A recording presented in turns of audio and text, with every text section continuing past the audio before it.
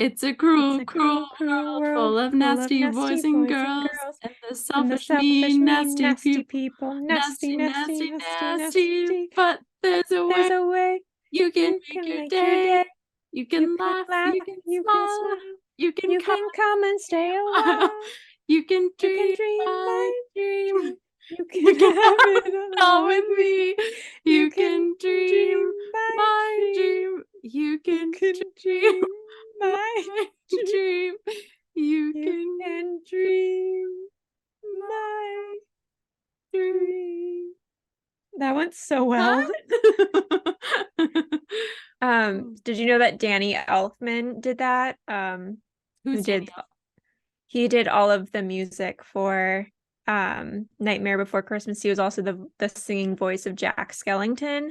Okay, And it that has like makes the perfect same sense. it has like the same beat, don't you think? Yeah, it does. That makes total sense. Once you said who he was, he has one beat and one beat only. That we did a But pretty it's also poor performance of just then, but uh okay, on my part, you were beautiful. no, but like it's such a messed up song. Like it's a cruel, cruel world, and some mean, nasty people want to have you for their supper. Hmm. Like, I feel like that is a trend in the Spy Kids world that it goes unnecessarily hard. Of like what? Like, Like people are gonna suck. no, it's People. just like it's like very like violent. I don't know. It's like in this one, it's like be careful, kids, because people want to eat you. And then the second one, we have the line about like, does God not come down to earth because he's also afraid of his creations? Yeah. So it's like, what is this movie? No, I like it. They're preparing these kids. First of all, I guess that's like another point that I wanted to touch on was that do they go to school after the first one? They're like in I don't know, what are their ages? Like 8 and 10 years old maybe or something, maybe even younger than that. And they're in like elementary school dropping him off at the like drop off line where he almost runs over the cross guard lady and Gregorio does almost runs over her, and then they end the movie with like George Clooney and they're like, actually, mom and dad, we're in the workforce now. This is at its essence a child labor laws nightmare of a of a trilogy. But yeah, and then in the second one, it's all business, no schooling, no education. I'm like, okay, is this like, they have like OSS Junior, like a Weenie Hut Junior kind of situation. And I'm like, do they take classes? Like, are we Maybe it's learning like like child actors, like all of the spies take classes in a big trailer yeah. at like the stakeout. I hope so. It's like they're on the mission and the tutor is coming along for it. That's actually the movie that I want to see. That's a remake, is that we have the state mandated tutor has to The go thumb is teaching trig. on every lesson with them. Thumb would teach anatomy, I think. Mm. That's a natural tie-in for him, but Well, I don't like unlike you, I don't limit Thumb's dreams to his physical figure. I think if the that's Thumb true. wants to teach trig, the Thumb can teach trig. That's true. I wasn't trying to trying to judge anyone by their thumb bodies. I guess he could also do a gardening, but that would be a green thumb. Now I'm being racist towards thumbs. Yeah. I'm being colorist as well. Um, Um, so welcome back to Remake Hot Take, the podcast where we play studio executives pitching remake ideas of our favorite and new media. I'm Marriya Schwarz. and I'm Agent Brooke Rees. Oh, isn't that And classified? no, I'm on an episode of Fooglies right now. Oh. But this week we are doing the beloved childhood classic Spy Kids. We're gonna touch on everything, if there are things that come up from the second and third movies. What was there a fourth movie? Yes. The Okay. fourth movie with like Jessica Alba and a robot dog. that talks, and I think it's Ricky Gervais, and he farts. Okay, I have This is not like, seen I that feel like one at this all. series is like a big like farting, nose picking humor. I don't know. There is Um, some of that in there, but we're gonna touch on some of the other movies, but mainly focusing on the first one, which in my opinion, best one by far. I do you think always you're going to see the fifth one though? yeah, we're doing this one because the fifth one comes out in what, like a week, 2 weeks? Yeah, something like Um, that. Called Spy Kids Armageddon, which I think is so funny. yeah, I saw the trailer for it. It looks like they're going like younger with the kids' age. They looked like almost like a baby genius kind of situation. They look like pretty young, like maybe like more the 6 to 8 year old range. Yeah, that's the Um, ones that we're gonna send in for into the Armageddon. apocalypse. I mean, listen, the world's Send in gonna the end best at of the some best. point. Like, I know. Also, I'll say that like what I find hilarious is that so Robert Rodriguez is the director of the first three at least.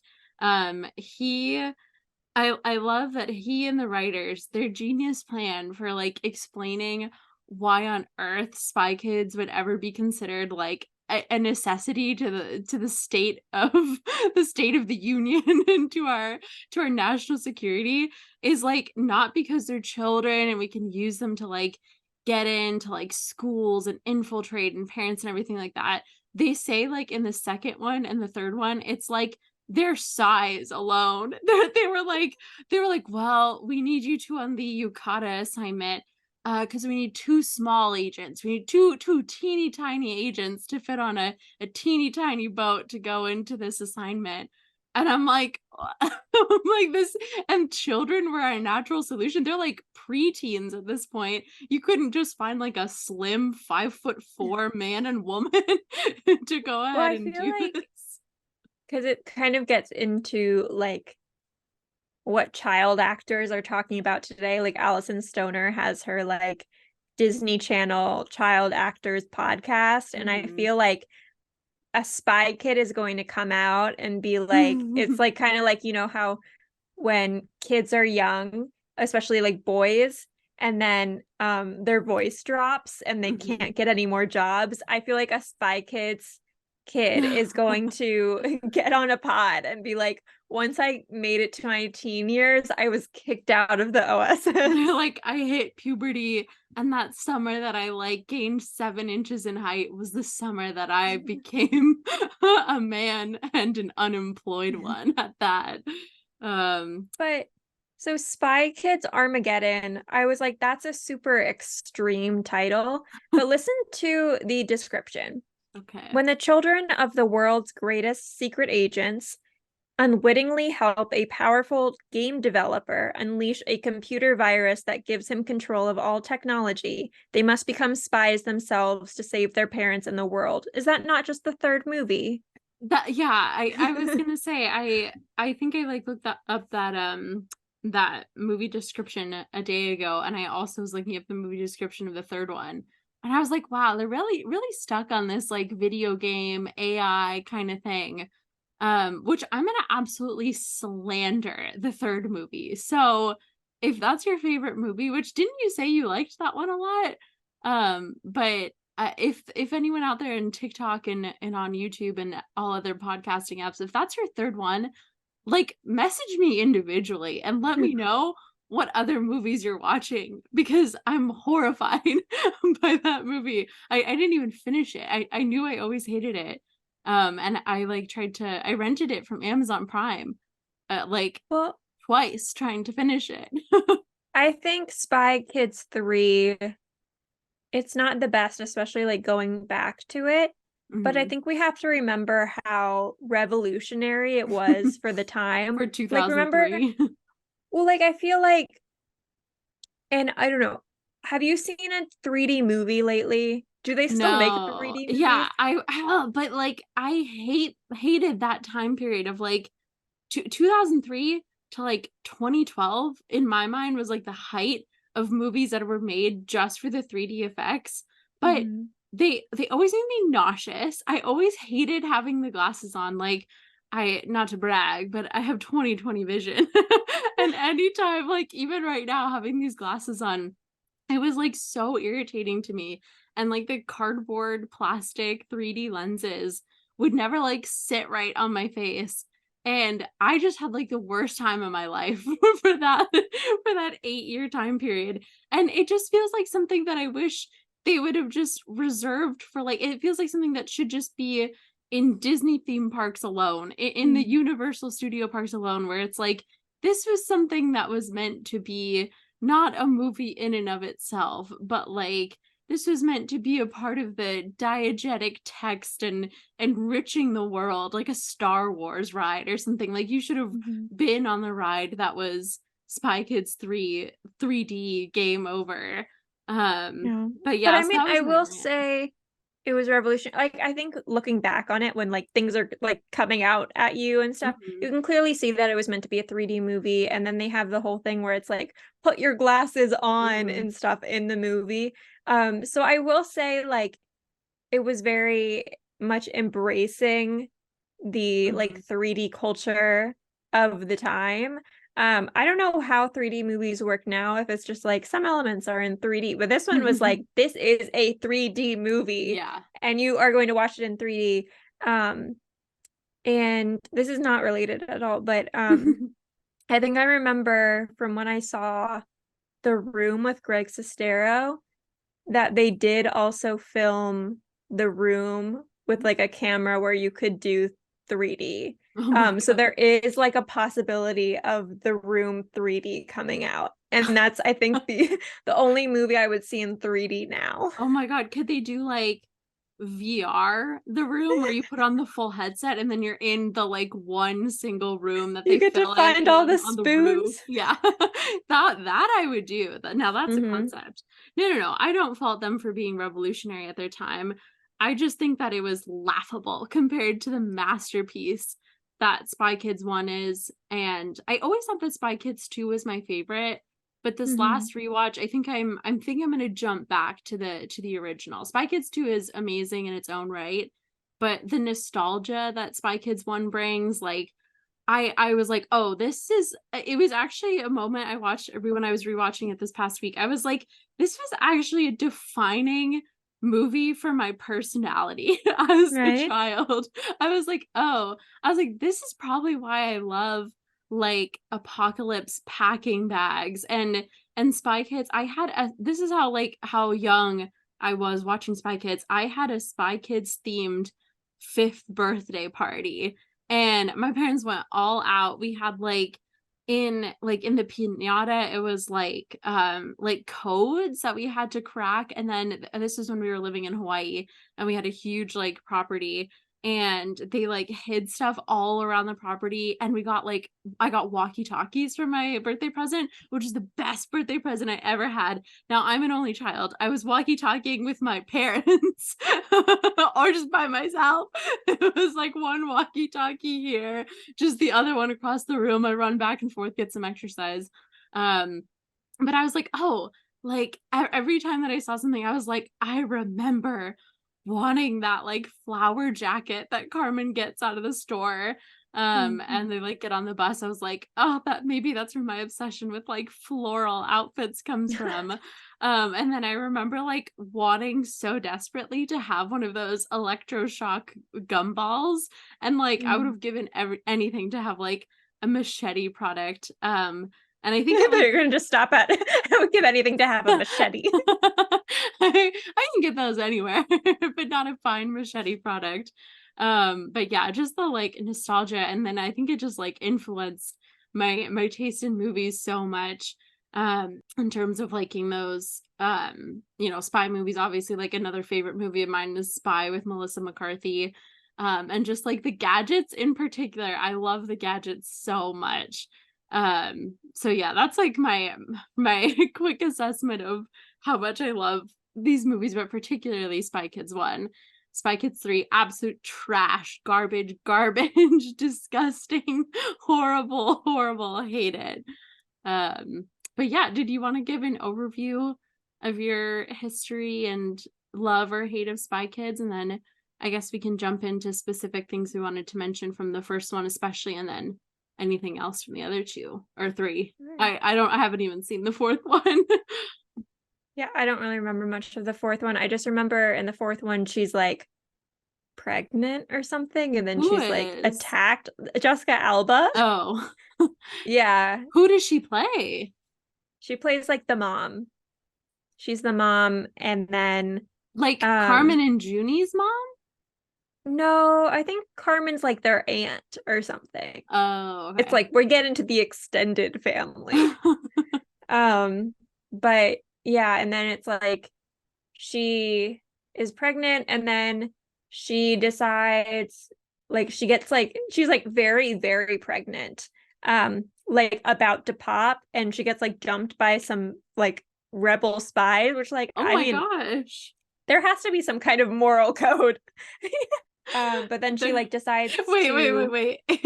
Is she an OSS agent, or is her unborn fetus a spy kid that's currently on the payroll?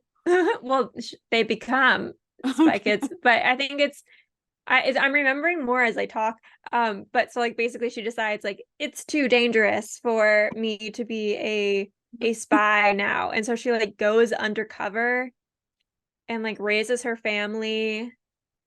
I feel like there's like another guy there. I feel like she like gets married to someone who is like not a spy or something, and she gets them a dog that's like secretly like a robot undercover dog. And then I think some people like break into the house and they have to like escape again. And then they're brought to OSS and they're like, look at all these. The Spy Kids program has been like discontinued. Dismantled.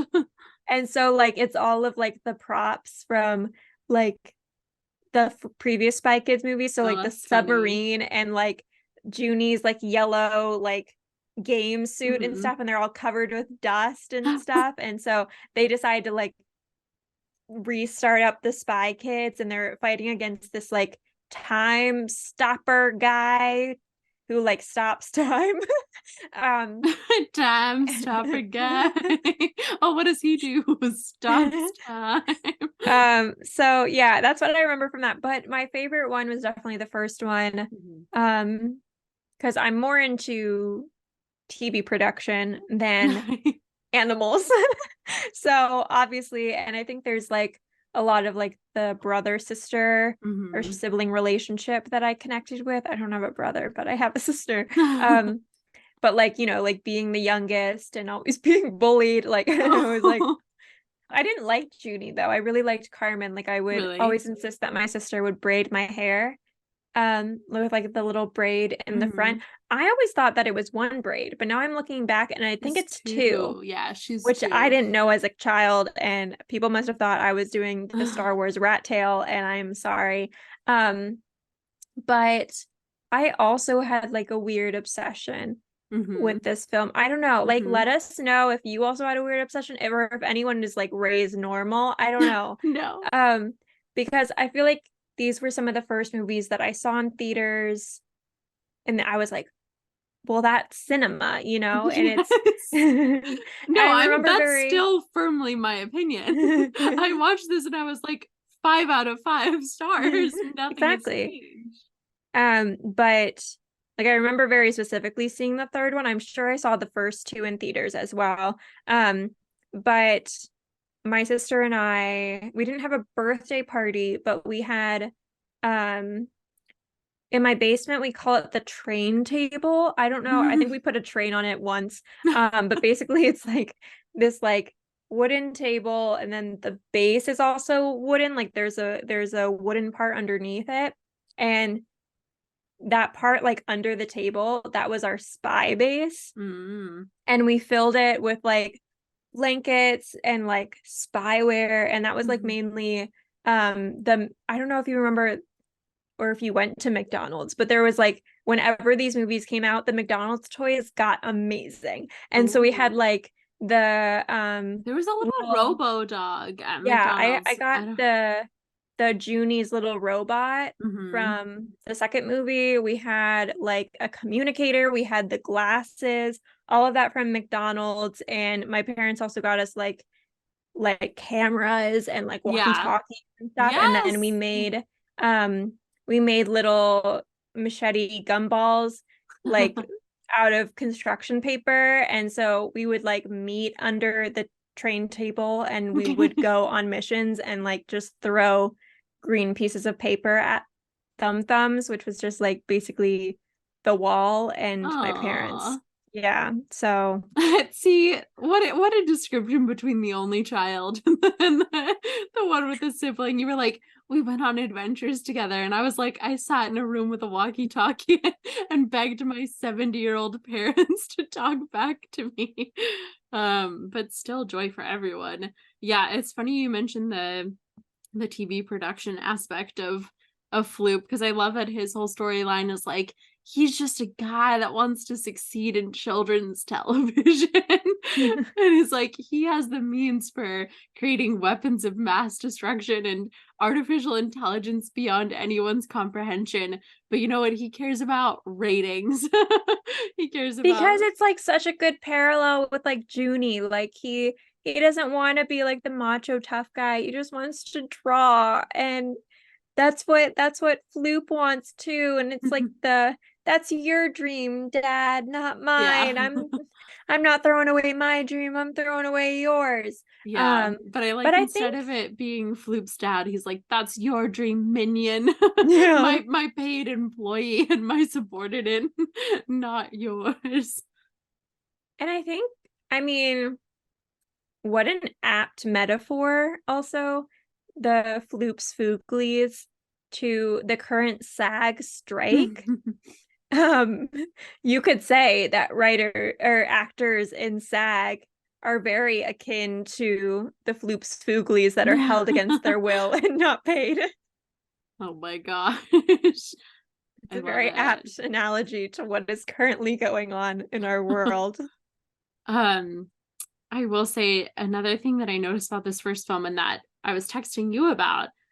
So like Robert Rodriguez, he's a Latino man. And I loved and I read an article about, you know, when he was making Spy Kids, he wanted Latinx representation in this movie. The guy that plays Machete, what's that actor's name? Danny Danny Trejo. Trejo. Yeah, he's like a very famous like we did one small segment on like Latinx movies in my film film degree, you know, background here. We had like one small segment on it, but from what I remember, he plays in a lot of like very campy Latinx movies. He's like a main character or someone that they kind of ship in for like any of these like crazy roles. So it was funny to have him in this movie. But you know, And he has a taco restaurant. does he? Yeah, Trejo's Tacos. Oh, where's that? I think it's in LA. It's like pretty famous. Mm. Well, I gotta go. I love him. But yeah, I mean, like I think that this was the first time on this rewatch that I was like acutely aware of that. Because I guess you know, like Antonio Banderas, people are like he like probably doesn't identify as like Latino because he's from Spain. And you know, like the difference between like Spain and then Latin America. And there's not a lot of like representation of Latina and Latino actors in this film other than Danny Trejo and then Alexa Pena Vega, which that's what her name is like on Wikipedia now, is Alexa Pena Vega. But she's credited as just Alexa Vega in the first two movies. So I don't know when that changed. But I think that might have been when she got married. But is she's also like Republican, I think now. oh, is she? Oh, that's sad. Yeah, She she's like I married? think she's like a Trump supporter or something. Oh So, no, we lost a good one. Carmen. but we love Meghan Trainor's husband. Yes, Gerald Sabara. But anyway, so there are only like from what I saw in the first movie, at least those two Latinx characters. But Robert Rodriguez was talking about how much he wanted to make, and kind of unusual for the time, this like mainstream kind of, you know, Latinx feel to this film, to this kids film. That ended up becoming like a cult classic, and he got to make all these sequels. But you see it in like even in their house, in the music, the whole soundtrack. And I thought it was really interesting because I like was rewatching it and I was like, I don't even know if they live in America in the first film, and that's what me and Marriya were texting about, because I was like, where? I was trying to figure out where they live, because they mentioned Carmen like going on a day trip running away to Belize, and I was like, But I feel like that I definitely, once I like watched it all, I feel like they live in America, but in like maybe a Latino community, because a lot of the kids were white, and like the guy who talks to Gregorio is like, what's up, macho, what's up, chief, and stuff. And that felt like very like degrading of like the one white man in like a Latino community. And then I feel like when she's like, I went on trips to Belize, like her mom's like, you went where? And I felt like Belize wasn't supposed to be like a feasible destination. Okay. I felt like that was like, how the fuck did she get to Belize? Yeah, and I think the safe house, and then I think, doesn't it say like the only like location shot that we get, don't they say like Mexico City when they go like on that bus and in that shot? So trying to figure out like where they are. Robert Rodriguez himself, I think, was raised in Texas. So it could and it be was like, filmed in Texas. and it was filmed in Texas. I think it said some of the like aerial shots were in I think it said in Chile. Chile. I think it said some were filmed there. So kind of all over the place, but yeah, so maybe it's supposed to be like a Texas Mexico border situation, like a border town kind of area. Or like Los Angeles, there's a lot of Latinx communities. I don't know, it was hard to figure out, but the second movie is definitely giving America, like starting off with theme park and like the president and the president's daughter. Well, I think even like the hold McDonald's had on this franchise, like there's always a McDonald's meal that always makes you want to eat McDonald's. And I don't know about the McDonald's presence in South America but that felt very like American to me. Also, we haven't talked about how wild it is. Like, we have Tony Shalhoub in these movies, like who's won like multiple Emmys, multiple like Golden Globes, Screen Actor Guild Awards, as like a guy who ends up getting heads on him. Like, that's just wild to me. And Alan Cummings. Yeah. He's a big like Broadway, like I think he has like a bar or something, or like a singing bar in Broadway that everyone goes to, who is like an up and comer in Broadway, or if you're like on Broadway. Did Alan Cumming, is he like, did he do Cabaret? I think he was like the MC for Cabaret or something, is one of his more famous roles. He was also in that show, what's it called? The one on Apple TV with Keenan, or not it's either Key and Peele, it's one of them. And Cecily Strong. What was that show? Schmigadoon. He was also in Schmigadoon. Oh, okay. Yeah. But yeah, it's a crazy cast. But yeah, did we want to jump into like specifics from each movie that were our favorite? Oh, one thing I also texted Marriya about, if you guys haven't like seen this before, is that in like the Amazon Prime version and like the Netflix version, at one point there's this like extended cut of the scene where Carmen and Junie have like flown the plane and they have to eject. It crashes into the side of Floop's castle. Which, what is the security like at Floop's castle? Because they have like that room where he goes into this and sees like all the monitors for the security system, but they didn't notice like an airplane crash into the sun. They didn't hear like the bomb like go off and see the smoke. TV production is stressful. Yeah, they were like, sorry, can we get a sound check? Quiet on set. Quiet on set. The light is on, bitch. They were like, we have a deadline and we're live at 5. PBS needs us. Yeah, we cannot let them down. But anyways, there's a scene where in my childhood memory, and like I was like quoting this thing like constantly, I'm like a bad person to watch a movie with because I give like pretty much constant commentary. And in my memory, you know, they're like swimming underwater and Carmen's like, oh, the water's like warmer in here. And Junie's like, I just peed. And like, that's the end of it. And they come up, and then the Thum sees them and then they have to throw the spitball at them.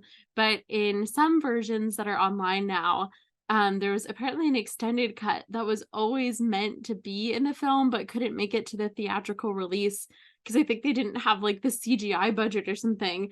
But I was thrown off because it's a scene where they go underwater and then there are like sharks in there that are guarding this one underwater entrance, and Oh. Junie has to hold his pee because the sharks are sleeping because they've got they're at like the perfect water salinization or salination or something. The salt levels of the water are perfect, and if Junie pees in the pool, he's gonna like disrupt the pH balance. The sharks are gonna wake up. And so I was like, what on earth am I watching? It was like the craziest thing I've ever seen. And I can like the theatrical release was perfect because that scene just made no sense. Did you not see that scene? Is that not what you were No. talking about? Okay, No, because you mentioned the shark scene, and I you thought you thought were it was when they're talking in the about, boat. yeah, when they're in the boat and she's like, Junie, close your eyes, Mhm. and there's like a bunch of sharks by the ship, because that wasn't in the theatrical release either. Really?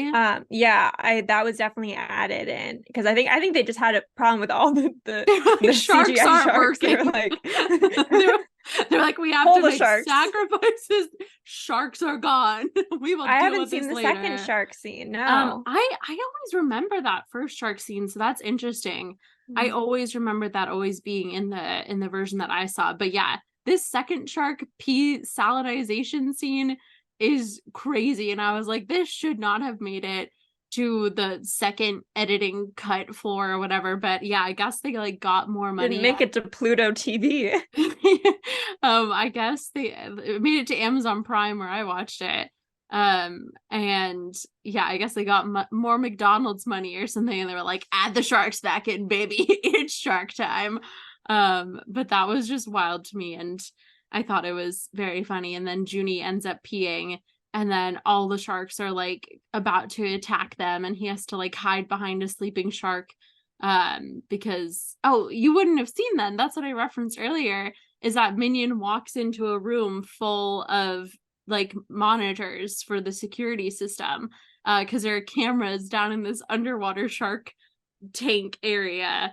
And then Junie has to hide behind one of the sharks. And then they pop back up into the little well where the Thumb sees them. So yeah, that was a mind fuck. I'm sure you can see like a clip on YouTube of it. Let me know what you guys think. Should it have been added, or should it have stayed in the dungeons of the editing floor without the McDonald's money? I have a lot of thoughts about the overall movie. I only took notes on the first one. Okay. So you'll have to supply topics of conversation for the Thoughts second on the second one. and third. Okay. But I will say, like, this movie and branding, like, is insane. Like, we start with like the Troublemaker Studios, which is just like a normal like studios logo, and then it's in the second movie. Like, that's the theme park. Like, that's fucking wild. Like, talk about your personal branding. Like, you like no one is like bringing the like MGM lion into their movie. Like, that is like hardcore. That's next level stuff. Yeah. I mean, like a couple podcasts ago, we were talking about how we love it when movies do something with the studio logo. Oh, they did something. They revolutionized it. This isn't Harry Potter lightning behind the Warner Bros. They're like, we are making this a concept. And we were bringing it into the world, which I loved. And even as a 6-year-old watching this, I was like, I took notes. I was like, I remember that Troublemaker guy. He's stuck in my head way more than like anyone else. But I guess would you go on those theme park rides? Yes, I want to do so bad. Yes. You want to go to... Okay. We see movies where they're like, watch out, these are moments of danger, and you're like, I want to go to Jurassic Park. Yes. And I want to go on like the theme park that's designed to kill me. You show me any park which is supposed to be like ethically bad, like Westworld, I want to go there. Like Jurassic Park, Jurassic World, like Troublemaker, theme park. I dreamed about going on the juggler. I loved it so much. And I don't know what it said about me as like a 6-year-old watching it. The moment where he has a clear umbrella and they show the puke going on it, I was like, that's beautiful. I was like, that's gorgeous. And I want that to happen to me. But yeah, I say all this, and yet I will not in real life go on theme park rides where they like go upside down. So, this is all theoretical. I would be in line for the juggler, and then I would like cry and have to hold people's bags. That's what would actually happen, but I say I would go. I would 100% go to Jurassic Park. I stand behind that. Jurassic Park, Westworld. I can't even think of any other ones, but I'm there. I'm there for it.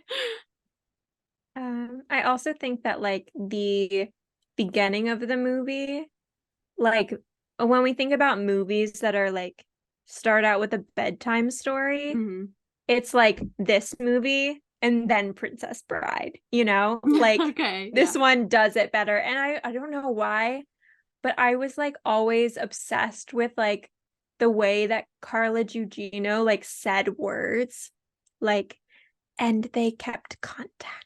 I don't know. There's just like something about it. Well, I don't she's know also if you like watch, very like, young. She's so young. She was so young when she filmed this. I like She was always like 30. Yeah, she was so young. And they were making her look older, with like the shorter mom hair, and then they sex her up like pretty much immediately. But they were like trying to have them be like, oh, these are 2 retired spies, which also, what is the OSS's like pension package? Because they were like, yeah, we retired to have kids. And that was like one of the ways that I was like, maybe they're not living in America, because you're telling me that they retired. Neither of them had like actual jobs for like 8 years while they had kids, and they're Well, I living think in a luxury. they were like freelance. They were like contract, yeah, or yeah, Yeah. I guess they did say that they were like consultants. Yeah, I guess they did say that they like, I guess, just gave like intelligence on the side. But yeah, I guess like I don't know, maybe they had like a pension package for the for the on the field stuff, and then they had to downgrade to the desk job. Which, oh, another thing, I was obsessed with her eyeshadow keyboard. Okay, Like, how I did wanted Carmen that. not play with that? She's like 4 years old. She's like putting on her mom's lipstick and accidentally like releases national secrets to Russia or something. And like, how do they not notice that their house has like a cave that goes out? Like, how do you? I just don't understand how they Yeah. did not see like most of these things in their home, or like they're like, it's so weird that our parents make us do American Ninja Warrior Yeah. every morning. No, I know. That was like part of the president's challenge or whatever. They were absolutely crushing that in Right. in elementary school. But yeah, it's just like I watched this film, and every single instance I remember just like longing after as a kid. It's like, did you ever have those commercials for like stuff that you could never get, like toys? Like, I always wanted like the beaded, like sticky thing that you would put in your hair, like the bedazzled stuff for your hair. And I always wanted like the slime that or like the kinetic sand. I never got it. And I feel like this movie is one whole like childhood commercial that I longed after so much. I thought you were talking about, I was like, when did they have a beaded hair thing, or when did they have slime in the movie? Like, what did I miss?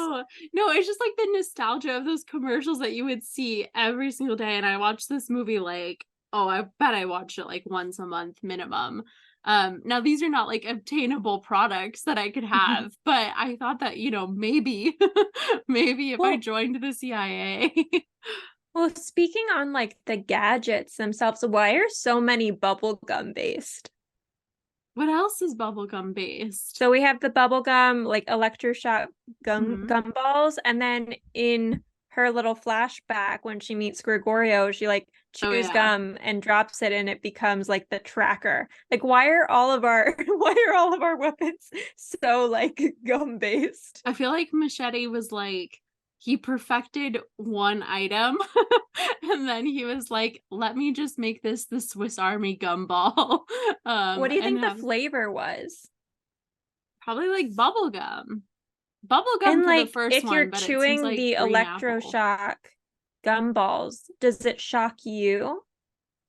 No, I think it's like once it makes contact with air for longer than Okay. 15 seconds. So Because it you like, can't chew with your mouth open. no, chew with your mouth closed. It was It another also lesson. teaches manners. Yeah. It said, don't you even think about chewing with your mouth open. But yeah, it does take the thumb like, I don't know, 5 seconds to get shocked. So that's my hypothesis here for that fine machete product. But yeah, the initial, like, I mean, I was literally like 4 or 5 when this came out. And I remember being stumped at the fact that the mom and dad were the two spies in the story. I remember being like, whoa. I was like, mom, dad, we need an explainer. I think like the first, The you fact know, that they show it visually wasn't chip on. no, I was like, well, you know how sometimes like if you tell a bedtime story, it shows the actors acting out a fantastical story. So Oh. I was like, maybe it's that. And then it was like mom and dad are spies, and I was like, what a coincidence. I mean, I was literally like 4 years old when I watched this for the first time. So don't put that misunderstanding on me. That's Robert Rodriguez. But you know, like bedtime stories kind of thing. Adam Sandler, like you tell Okay, the stories so and you're in them as like the knight in shining armor. Spy Um, Kid, Princess Bride, bedtime stories. yeah. I can't think of anyone else off the top of my head that tells stories to their kids, but No one else tells stories to their in, kids. in movies, like as like iconically as these do. Mhm. But yeah, so again, I think this might be where my love of like emergency bags comes from. Because they were like, here's your go bag, and then they were like, And okay, then the heart parachutes, yeah, that's and then the cute, helicopter and the priest. I mean, iconic. I mean, that iconic. was cinema. That was cinema. I Like you remember. were talking about like a few episodes ago about like Wes Anderson and his style and how you want all of like Wes Anderson's screenshots to go on your Mhm. wall. I want Spy Kids on my wall. I want them jumping off into the honeymoon. But yeah, I always remember being so upset that she karate chopped the Swan Ice's neck and then tried to put it back on. And I was like, that's not right. I was like, that's not how it goes. She couldn't at least try to like get out a blowtorch and like fuse those two together. So that always pissed me off. And then I guess like one more anecdote from this one is that she like Carmen's like catchphrase for like swearing but not swearing is saying like, oh shiitake mushrooms. And Mhm. that's like I adopted that catchphrase and I say that quite frequently. It's in my Twitter Isn't it? bio. Yeah, that's what I was thinking. Yeah, Yeah. I say it like all the time. And I said it all the time growing up. And then my roommate, who I've been friends with for like 15 years now, she recently confided in me that she thought for years that I was saying, oh, shit, talking mushrooms. So I was like, why would I be saying that? I can understand where the confusion came in, but I just love and adore that for all these years. She just thought that I was talking about some like backstabbing bitches of some fungus. I was like, those are some shit talking mushrooms right there. Cannot be trusted. Yeah. It's But yeah, all fun and games guy. Fun guy fun and guy. games until it's not. I love Um, it. but I feel like the shiitake mushrooms is like right up there I mean, I'm comparing it to a lot of other films, but the shiitake mushrooms right up there with the I have a bad feeling about this in Star Wars. Yeah, Iconic. I How it's in every movie. well, just a lot of things go wrong. Okay, do we want to touch on the second movie for a little Um, bit? I just had maybe a few more things to say, Okay. Well, like if that is Steve. okay. Oh, about the first one? Yeah. Oh, okay. Yes, carry on. we never got an explanation on why Junie is so good at impressions. And if we're going to continue some of the thought from last time, he should quit Spidem and take his performance to the Vegas trip. You were like, Junie, you do not need this life of danger, sweetie. Hollywood is calling. I feel like that was a trope for like movies in the 2000s and stuff. It's like always like the kind of weird guy that's good at impressions and like perfectly good at impressions. There are things like I always think about the movie when I'm ever heating anything in the microwave. That's always what I think about. And I think about that like green goop soup that Floop has at dinner all the time. Yes. I don't know why. You know what's weird? I think about I don't have too many food associations with that except for like the pig intestines and the way that they like wibble and woggle at Machete's house. But another movie that I do think of is Cadet Kelly. I think of her every time I eat ramen noodles because it's the scene where she's like eating noodles and then she finds out like devastating news that her stepdad is like in the military and they're gonna like ship her away from her bougie New York art school to like military boot camp, and she's like eating the noodles and she like drops them out of her mouth. And so then anytime I eat ramen noodles, I reenact that scene in my head. And I'm like, we're going where? We're doing what? And then I let a couple ramen noodles fall out of my head. You entertain yourself a lot when you're alone. When you're an only child. When you're an only child. It's all the theater of it by yourself. I will also say, like, I don't know how these spies lasted for so long because even I know that you're not supposed to have the same password for multiple devices. And it seems everyone in the spy world is using Carmen's full name, which teachers have access to on the attendance sheet. I know. Can you imagine like a substitute teacher like knocks on the Cortez residence because they forgot their like book bag or something and they just get instant access. You know, how do you think like Junie feels? I feel like he already feels like kind of an outcast in his family. And then only Carmen's name gets used for the passwords. I know. But I mean, that is what happens with the younger sibling. This is why I was like justice for younger sibling, even though Junie wasn't my favorite, but it's like she was always blaming him for not hitting like the green button when that was like on her end. And like, I don't know. It really always bothered me. I was like, why is she messing with him? And can we talk about the plot twist? This is the last thing I have to really say about the first one. But the plot twist that Carmen is the one that wears diapers. Yes. Life-changing. Iconic. Also a bit concerning. Yeah. At her age. Has she had change? Like, did she pack extras for the trips, or has she just been going on one? Because we've changed multiple outfits. I think it was a nighttime situation, a bedtime only kind of scenario. Not to like shame Carmen or anything, but there is like a pretty heavy association with serial killers that were like late age bedwetters. So if Carmen like had any tendencies of like torturing animals or like people around her went missing, I'm just saying I think she killed people in the OSS, and I think she may have done that even if she was not recruited. Yeah. No shame to our late stage bedwetters. It's just a weird known association amongst very famous serial killers. I do like the idea that like she's at Machete's and she needs to ask for a diaper and he gives her one, but it's a Machete product. So like electrocutes her vagina. Yeah, one activated with pee. What a horrible invention.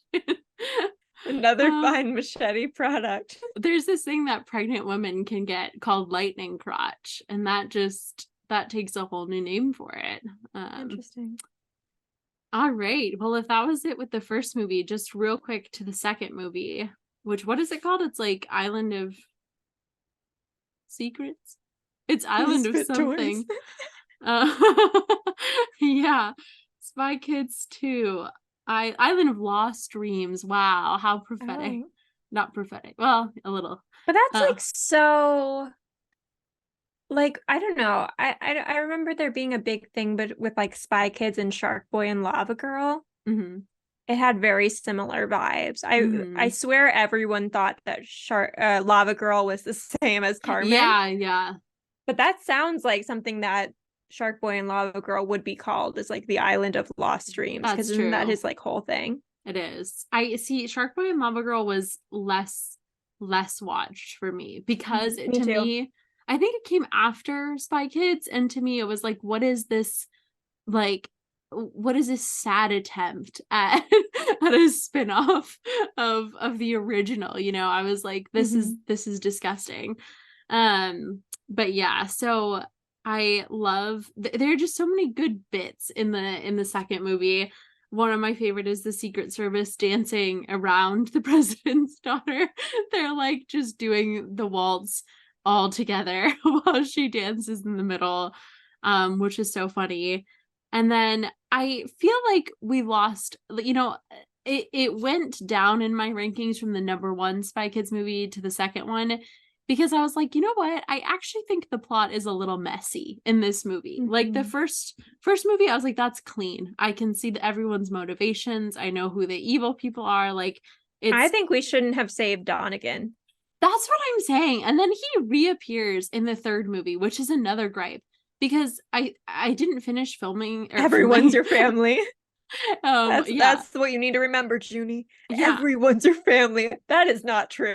Yeah, and Junie she says everyone is your family, and then Junie says that doesn't make any sense, and I'm like, you're right. And then Like, in the end, everyone is their family by coming back, even though like Uncle Felix is kind of a dick. Like, who yeah, says to like a child, I'm not your uncle? Like, mm-hmm. fuck off. Yeah. So I don't know. We lose the plot a little bit in this one. It's just like kind of confusing because I'm still confused about who the magnet head people are. and Mm. and why. So he has the transmooker device, which is something that the oh my god, what's Steve Buscemi's character's name, um that the like island man has. Oh, Romero, yeah, Romero. It's like this prototype that he's invented, and he doesn't even like give a shit about it because he's here for the animals. But he creates this like crazy Floop was like, here for the show. yeah. Ramiro is here for the they animals. they all have just like crazy powers of like weapons of mass destruction. It's absolutely laughable that the US government would not be like absolutely kidnapping them and forcing them to like an Oppenheimer situation to make these weapons. But we have these magnet head people, totally unclear what they're doing here. And then we have, you know, like Donegan's plan is to send his kids there so that then he has an excuse to go to the island to steal the real transmooker, and it just doesn't make sense. So Spy Kids 2 was my favorite for like the aesthetics and for And the again laugh. for the aesthetics and for the yeah, and for the Gertie and Gary giggles laugh. And I love those characters too. And Emily Osment as Gertie, her like pigtails. Oh, I should have done her. I could have dressed up as her. Damn it. Fuck. Okay. Well, I was trying to stick to the first movie.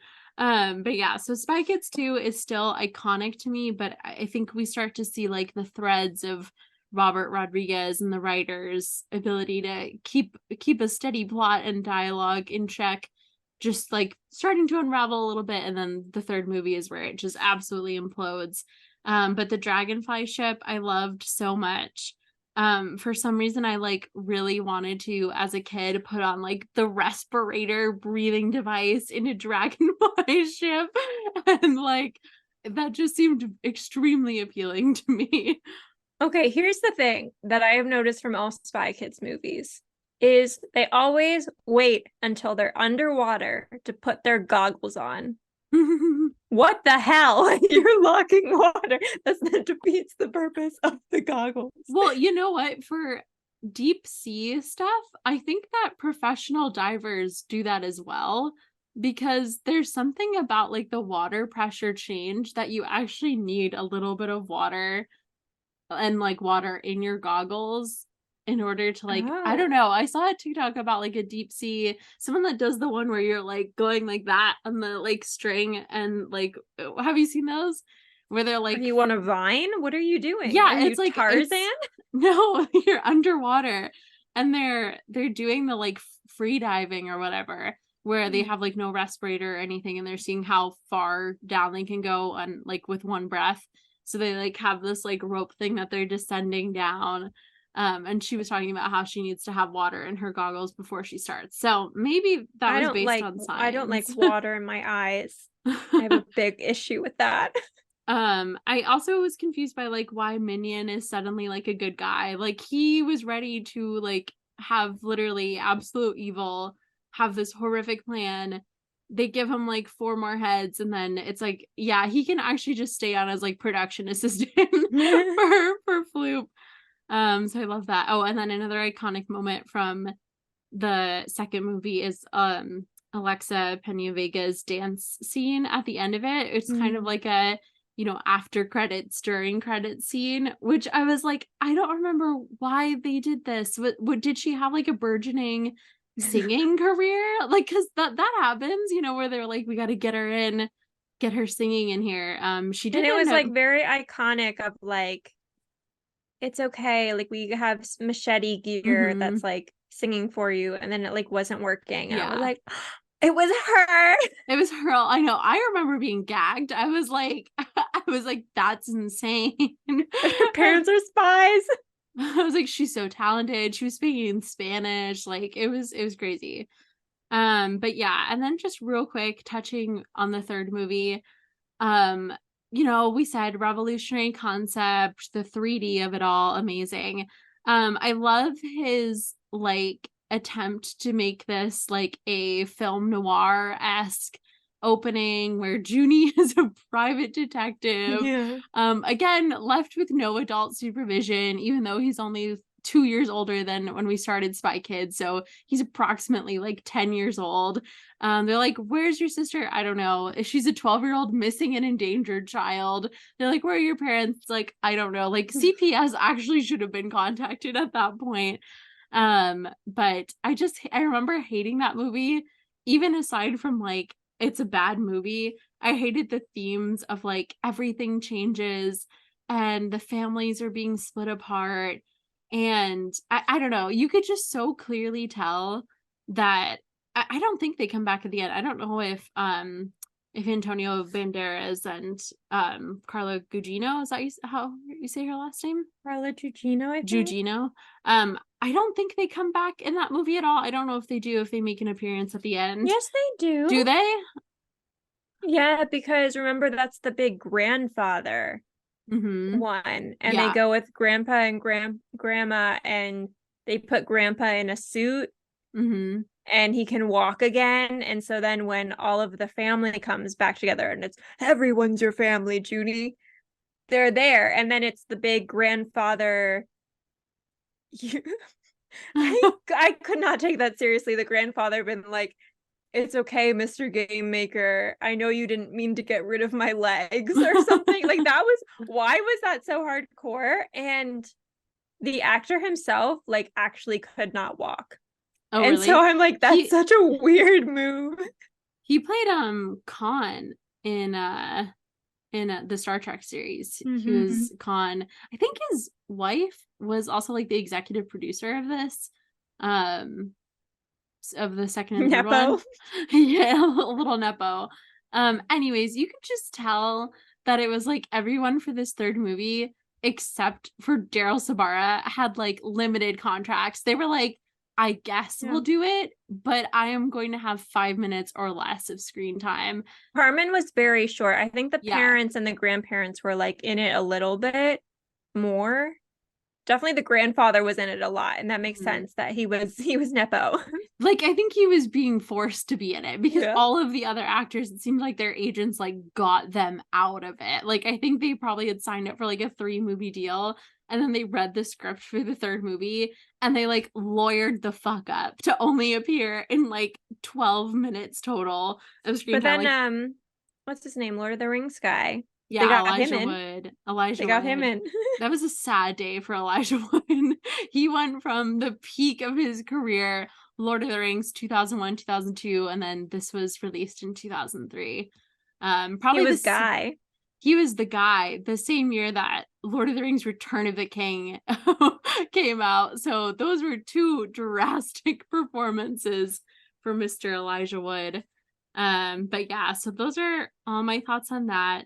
I do think, back to the second one real quick, Steve Buscemi, we touched on it earlier. He says, do you think God stays in heaven because he too lives in fear of what he's created, which has become like a memed image on social media, but it is just like a very profound movie. And as an animal lover, I also was dying to have miniature animals, which, I've touched on it before. I'm also the kind of person where I watch those videos where it's like, watch this lion be reunited with the couple that raised her for the first 10 years of her life. And I'm like, please, God, I'm like, let that happen to me. Like, let me have an elephant, an alligator, like anything that I should not have in my possession in some sort of weird, like, this is okay. She's being like, she's fostering it until it can go into the wild situation. So if I could have miniature lions, like, I think that would just like scratch an itch that I would otherwise have to do illegal things to accomplish. But let's move into our remake, shall we? Sure. Okay. Okay, I can go first. So we mentioned briefly that, the Thumb Thumbs is very akin, the Thumb Thumbs and the Fooglies is very akin to, SAG and the WGA. I think they could go on a writer's strike because honestly, writers and actors strike because honestly, there are some unsafe working conditions there. And I think they are not being compensated fairly or at all for their work. And I know the Fooglies are being held hostage, literally, and they are there against their will. So they may as well get paid for time on screen. Brooke, I just wanted to say, skin at you for saying that. I stand in solidarity with the Fooglies and the Thumb Thumbs. So that's an option. And then, if we imagine a world in which that happened, I think Floop is reassessing his priorities much more quickly. I think he that's a wake up call to him even before, Minion tries to take over the world. I think that's his first wake up call. And I think he gets his shit together and he says, no, I have to fire Minion. I have to fire my production assistant. And that's where he reassesses what his vision is for the show, because he knows that something is missing all along. He says something is missing. I can feel it. I can feel it. Okay, but he never did genre analysis. Like Sesame Street cracked the code years ago. Like a lot of the kid shows have kids on it. Like that wasn't revolutionary. Yeah. But Floop, he's trying his best, but I think the Thumb Thumbs and the Fooglies, they strike. He has to he's sit never there in seen Barney. silence. I don't know in this world if other kid shows exist. He may be an entrepreneur in his own right, just going out on this endeavor all alone. Floop's Fooglies has a monopoly. Yeah.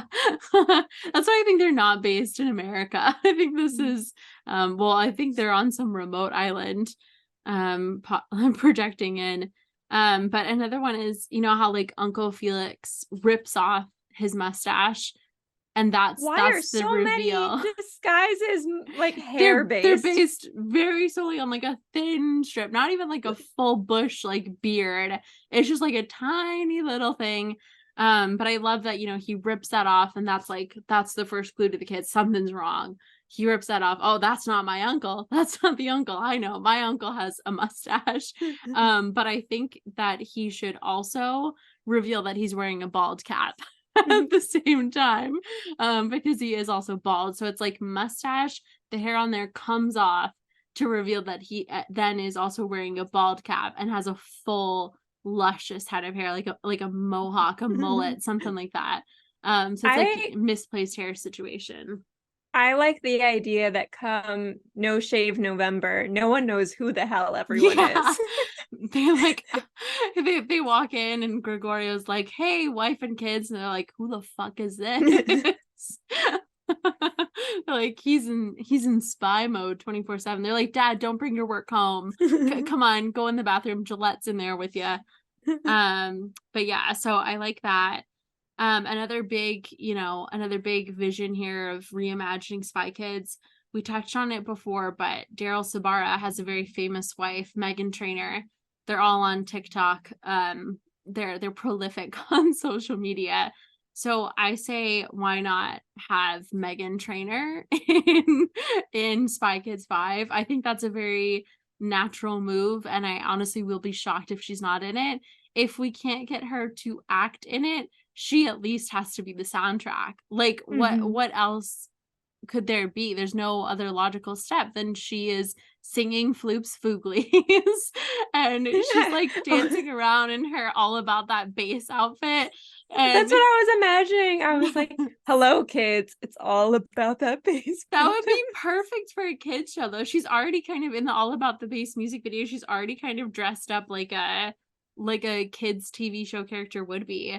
But I envision Floop using her as well to really up the vocals of his show, because it is like a musical theatrical performance, but she's just singing like well, you dream my dream. I can't come up with the All About the Bass beat, but I'm all about that dream, no thumbs. I'm all about the dream, about that dream.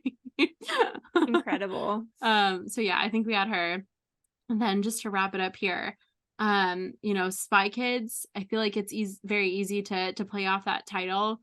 So I think we have Spy Kids, don't change anything about it, but the kids is referring to the fact that they are baby goats. So we just have it's more of a, leaning into that Spy Kids 2 animal aspect, and we just have a bunch of baby goats running around. Romero has a farm in like the Pennsylvania countryside, and we have giant versions of little goats and small miniature versions of the little kids.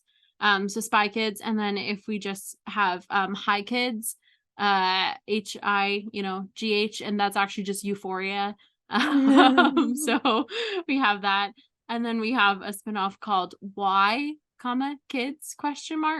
Why Kids? And that's actually just an exploration on whether or not like Octomom made a mistake having that many kids. There was also so much of like the parents where it was like, I hate my life since I've retired from spying. I was like, you hate your kids. When she's like, they were better off, and she was like, you didn't say they lived happily ever after. Like, what kind of parent is like, fuck you? She was like, I'm realistic, bitch. She was like, I'm changing your fucking diaper every night, and I'm sitting here clicking on my eyeshadow keyboard. She was realistic. So having kids is a major decision, and I think you're either 100% in or you're 100% out. And that's what that spinoff would explore. So yeah, those are mine. What about your remakes, Marriya? So I liked the fact that Floop, he's aware that, world domination or whatever will get him something, but he's also aware more of like what product sales and like toy sales will do for him. That he's like, I could go a different direction. So I wanted to kind of see more of that world. And like when you think of other shows like Sesame Street or something like that, the characters go on like talk shows. They do like the what is it called, the thing where they're like given a word and they have to sing a song with that word. I want to see that with Floop's Fooglies. I want to see them host SNL. I just want to see like the ads. I want to see the promotion aspect. I want to see their Super Bowl ad. Yeah, I was gonna say their Super Bowl commercial. And it's just going to be a collection of all their media work. The social media intern. Yeah, and like one of the Fooglies comes on, like Good Morning America, and they're like, this is how you make spaghetti or something, or like this is how you make the green soup. Top For Chef. those at home. Yeah. Yeah. Yeah. I like the idea of, I don't know. I want to see their TikTok account. I want to see everything. But also continuing on that idea, I think the movie it captures something very key about children's shows, which is they're scary usually and like kind of nightmare inducing, and they don't always speak human language. So I think we replace the Fooglies with the actual Teletubbies. And Okay. it's a deep, like, investigative dive about how the Teletubbies are being held against their will. Um, and because I remember I was a big Teletubbies fan, and my parents made me stop because they thought I wasn't going to learn English. But I think it's kind of like the rolling back the Beatles album, and it says like Yeah. all is dead. We actually roll back all of the Teletubbies speech, and they're actually saying, help us. Help us. It's a trap. Yeah, Floop is a madman. Help Help us, us. save us. So I think we actually draw from like actual reality of the Teletubbies, because I definitely feel like there's something there. Mhm. The baby son, there's something there, Yeah. there's Baby son something has a going gun on. to its head. Yeah. So it's very possible that they could be secret agents in disguise, and I don't think we're talking about it enough as society.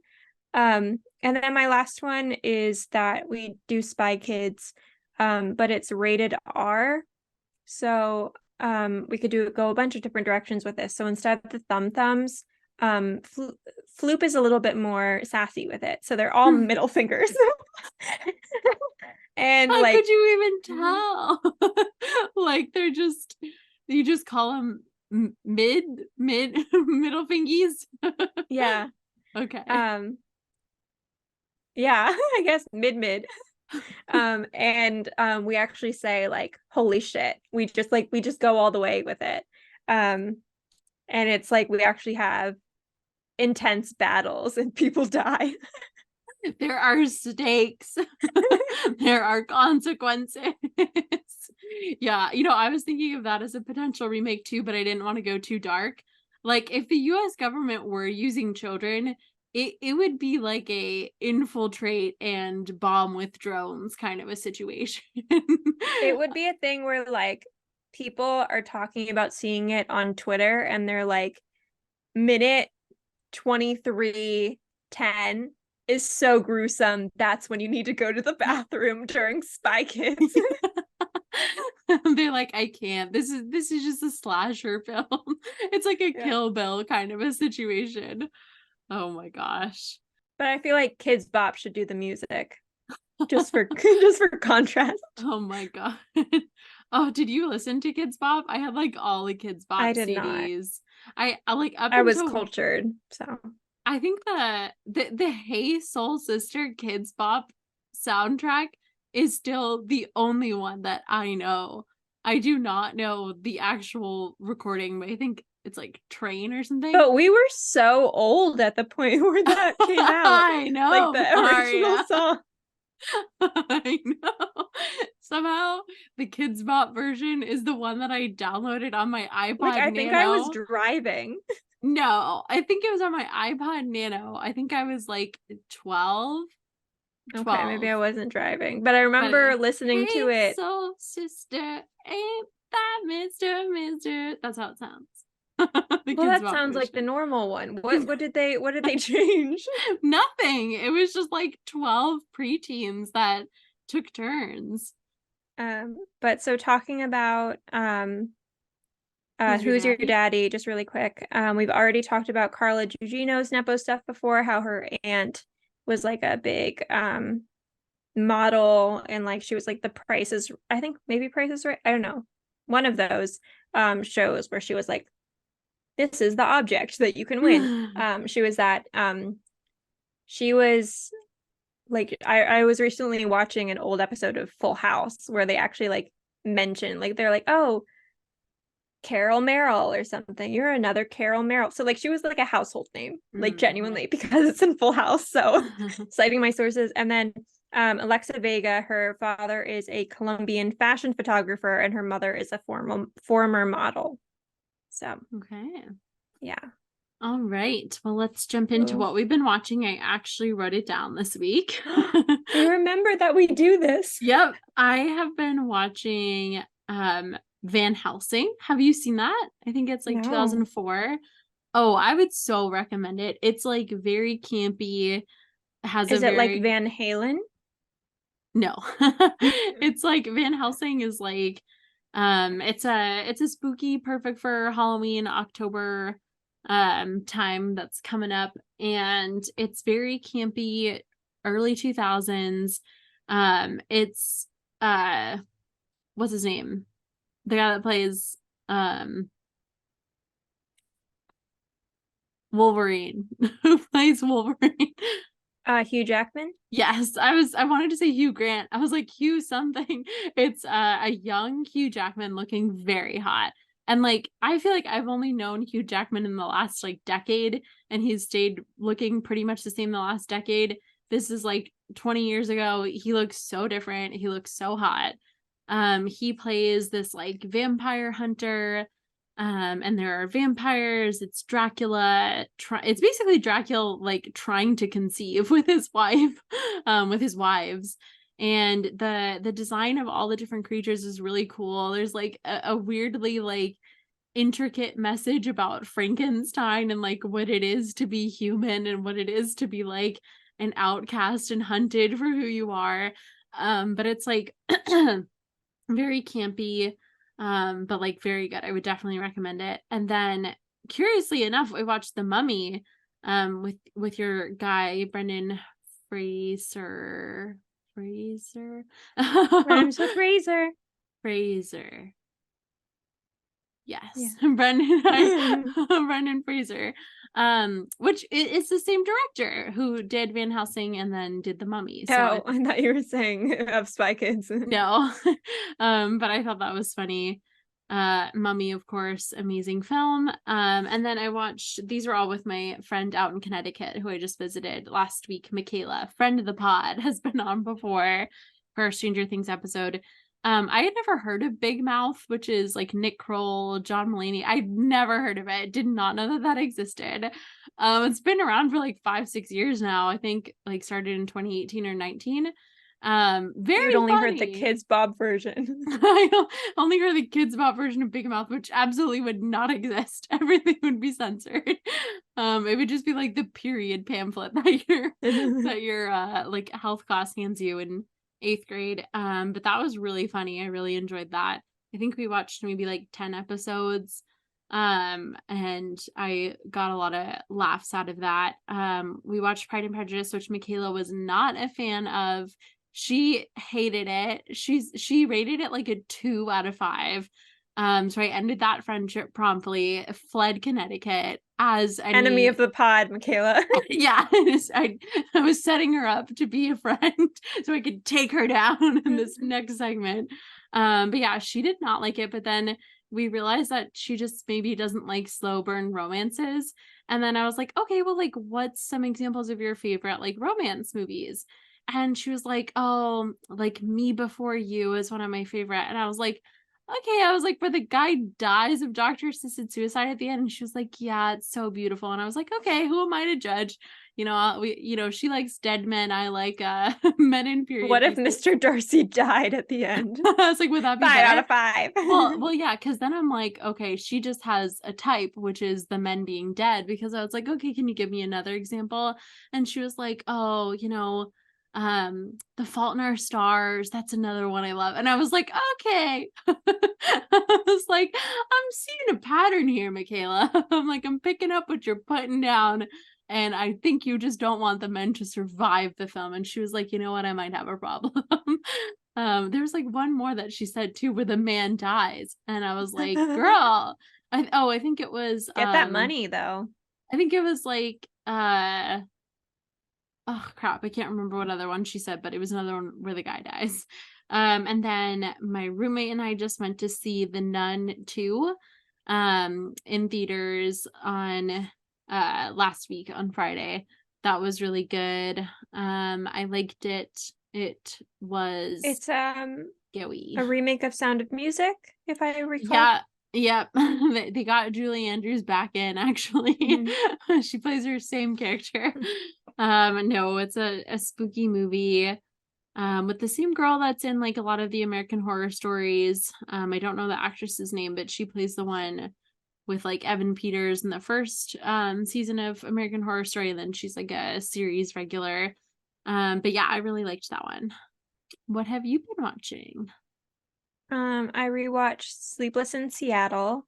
Mm. Classic. Kind of creepy if you think about it. Like she listens to someone on the radio and then she decides to stalk him. But it's like okay because it's Meg Ryan, I guess, and like her whole thing is great, but I don't know. I don't know. And I'm like trying to figure out, you've seen Sleepless in Seattle, right? Yeah, but I saw it for the first time like a year ago. Okay. But like I'm trying to think like I don't know if they make it at the end. Like they live in completely different locations. Like they don't really know anything about each other except like they like the way that they look. So I'm like, do we think this relationship lasted? And he's still clearly like in love with his wife. So I don't know. I don't know. That's something to think about if love exists. But Bill Pullman is in it, who was an adjunct professor, so we love solidarity. Ross Malinger, who plays the kid, he was a son of film producers, but now he works at car dealerships in LA, and we love it. And Rob Reiner, I didn't realize that like his parents were Estel Reiner, who was an actress, and Carl Reiner, and Carl Reiner was like a big comedian that started the Dick Van Dyke Show. And so Rob Reiner grew up in the house that the Dick Van Dyke Show is set in and stuff. So there's just like a lot. And then I also rewatched Black Widow, which is one of my favorite Marvel movies. Again, I've never seen it. Again, a movie that's kind of about like secret agents and like sibling dynamics. So probably a remake of Spy Kids if you think about it too hard. But that one is really good. I love like basically like all of the characters. They like put together a fake family essentially. And the dad in that movie, played by David Harbour, is just like my dad. And the mom, played by Rachel Weisz, is just like my mom. And Scarlett Johansson is the older sister. That's just like my sister. And I'm just like who's the younger Florence Pugh. sister? Oh, okay. Florence Pugh. So it's perfect for us. So love that. And then I watched Love Again, which is the like rom-com. It's like a rom-com. I think it's on Netflix right now with Sam Heughan and Priyanka Chopra, where she like, I don't know, the beginning is wild. Like she like watches her almost fiance like get hit by a car in like the first 5 minutes. Oh my gosh. It's like brutal. And then she's like texting his number for like closure, and it happens to be like Sam Heughan's number. He doesn't play himself, but so it's like he falls in love with her without knowing who she is.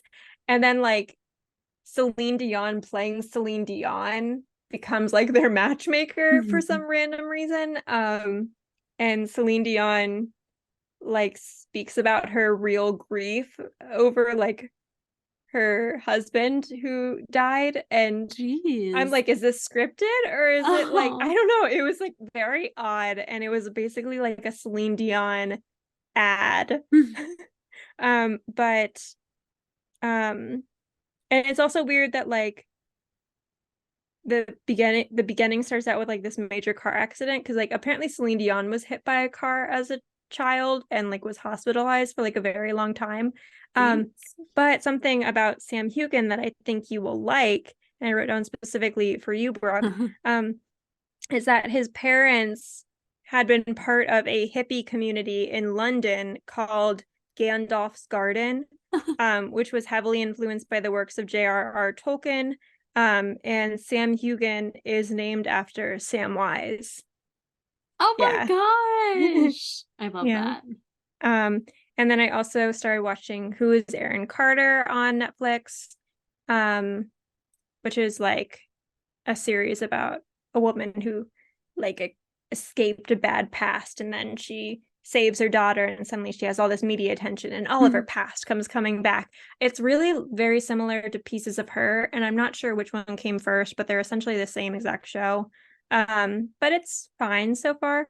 And then I watched Choose Love like 3 times, which is Netflix's interactive Oh, rom-com. okay. And so basically like it stars Laura Marano and you Oh. get to choose like which guy she ends up with. You said you made a fatal error surrounding beads, which I didn't know what the context was. I what? You said you like made a fatal error because you like selected beads or something. I don't remember that. Okay. But basically like you get to like meet, I mean you don't get to control everything, but like you'll like have like a tarot card reading and you're like good news or bad news, and she'll give you like hints going forward, and like somebody will like ask you out for lunch and you get to say like yes or no, or like you get to choose. You said this was just a couple days ago, Friday at 5:29 p.m. Wait, I have not heard about that Netflix rom-com thing. And then you said, yes, ma'am, you choose your own adventure in it. I think I chose wrong over beads. No, that was to another text. My family and I were fighting over beads. Oh my gosh. I feel like this happens frequently because we're both texting at the same time and we have multiple parts. We need to start using the reply feature more. That's true. Yeah. But this movie, yeah, you get to like make little decisions and like decide if you cheat on people and like if you explore her singing career. Those character is like always a budding singer. Like an option of 3 men. The Jack, who like she went to high school with and made her become a vegetarian, and Rex, who is played by the boyfriend from Victorious, you know, like Bex or whatever, or Beck? I think that's his name, Beck. And he's like a rock star. And Mhm. then Paul, who is her 3-year-long boyfriend, that suddenly we can destroy her entire Oh life my and have God. her leave him. So I did that alone once, and then I watched it with my family and had my dad control the choices. And my family really liked it. And I think it's best when you do it with other people and you shout at whoever has the remote to make certain choices. Like we made Beck do ballet for a Truth or Dare. And it felt very powerful. But like apparently there are like 16 endings. So you could really take a lot of time doing it. So it's not like the best story or the best acting or the best writing, but it's for the experience, it's fun. Okay. Like it's not really great, but all right. Well, does that about wrap it up for us? Yes, ma'am. All right. Mission accomplished. Where can they find us They can on find us. assignment? Oh. At Remake Hot Take on all accounts. Please don't yell at us on TikTok. I'm fragile. Marriya is very fragile. Just know that she takes everything deeply personally. Yeah. I get upset as well. But I have just moved into the frame of mind that we get more views every time one of you people gets very pissed off about what two strangers on the internet have to say on a podcast. So, and you can find me at marriyaschwarz on all social media. Brooke, would you like them to send you hate directly instead of on the podcast account so I don't have to see it? We've made this call to people before. We have asked them to reach out specifically to me.